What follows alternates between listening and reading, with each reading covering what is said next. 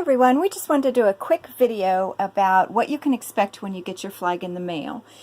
Sometimes your flag has to travel a really far way through the mail in order to get to you, and of course it has to be folded, and it'll come with fold marks and creases, and sometimes in the fabric you'll see where the fibers have meshed up a little bit, and it's real easy to release those fibers and get a nice clean crisp flag. So all I want you to do is grab your iron, set it on a low setting. Now remember, we're working on polyester, so we don't want your iron to be very hot.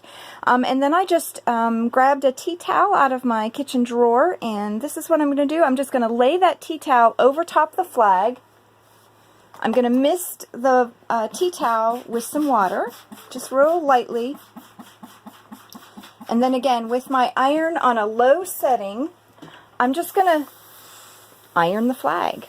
But you don't want to iron right on the flag. You do want to use a lightly misted tea towel over your flag. Remember, it is a polyester blend, so it will scorch your flag if you go ahead and iron it with a really hot iron. And again, I'm not letting the iron sit still at all. I'm just slowly going back and forth, letting that steam release those fibers in the flag and the fold marks that you get when it's been shipped to you. So again, see, it just takes a few seconds, not very long, and then your flag will be all nice, crisp and clean, and all those little fold marks and fibers that have compressed will be all gone. So there you go. Enjoy your new flag.